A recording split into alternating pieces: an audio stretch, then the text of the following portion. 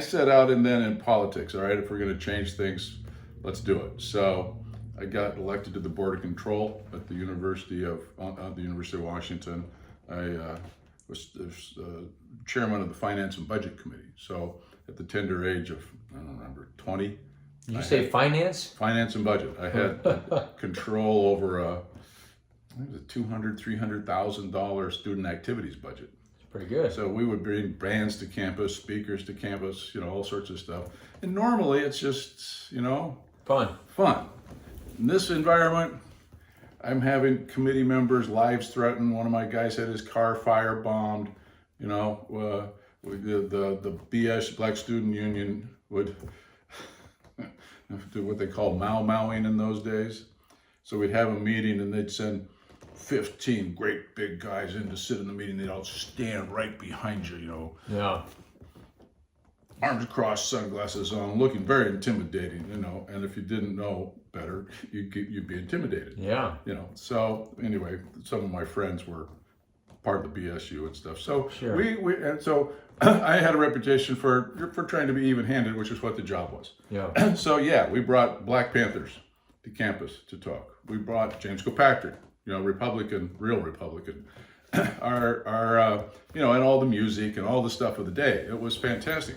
Kind of the highlight, the fun spot was we decided to host a debate, real live debate, not what passes now, this stupid name calling and Sure. stuff, but a real live debate about the war in Vietnam.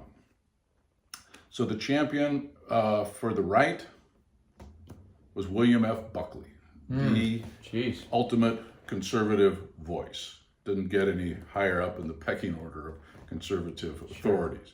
Our champion on the left was local history professor Giovanni Costigan, little white-haired Irishman, right? And we're going to do it in the Hub Ballroom. We figured we'll get a few hundred people to show up. Sells out.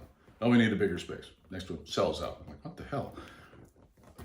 The now what do they call Alaska Arena, where the dogs play basketball? Yeah. Sold 9,000 tickets for this thing. We couldn't believe Well, if it. that doesn't give you a pulse on what's going on. Yeah, exactly. And it was epic. I mean, literally, it was the atmosphere of like a prize fight, And in this corner, weighing in at 185 pounds, the rolling voice of the conservative thought, his intellectual William F. Buckley. And in this corner, the diminutive but powerful Irishman of legendary purport, the little leprechaun of the left, Giovanni Costigan. Hey!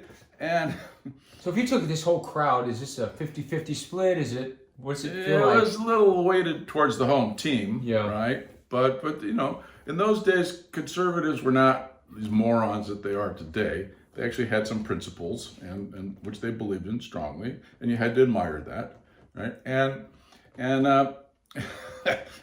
Buckley gets up there and sits on the stage, and he always had this somewhat imperious manner to him, which was, if you looked up arrogant in the dictionary, his picture was always there, because his nose was always just a little bit up in the air. And so Costigan gets up there, makes his opening remarks, and it was clear this was not going to be some he's really debating. Yeah. Okay. Yeah. And you could see Buckley was a little bit, shit. You came prepared. Yeah. So he gets up there, but trying to throw everything off. He goes, well, I can see that if this is what passes for intellectual prowess in this part of the country, why they still refer to you as the provinces. Oh, jeez. It's like, Come on. oh, shit.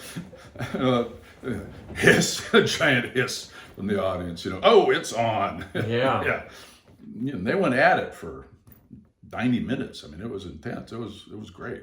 I think that'd be phenomenal. I mean, I could It see was. that I these just days. loved it. I know somebody filmed it because we were, but I have no idea what became of the film. But it was. In our previous conversation, we talked about your history and then you win that big Army contract. Now I get a little more insight on you had some background with this when you're talking about the hangover from the war, and that gives me a new perspective on how you were able to communicate with those guys and get that. Well, yeah, and see, and then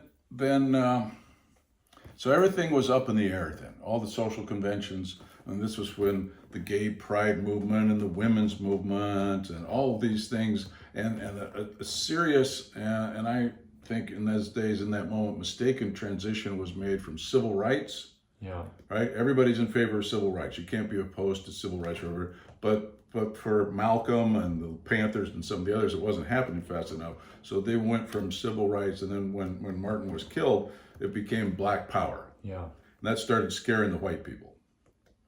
All right? So you saw fissure begin to develop there that I'm not sure is actually healed. Well, it's gotten bigger recently. Yeah. So for me, I'm kind of, this starry-eyed, 19, 20-year-old, like, in part, it's like, wow.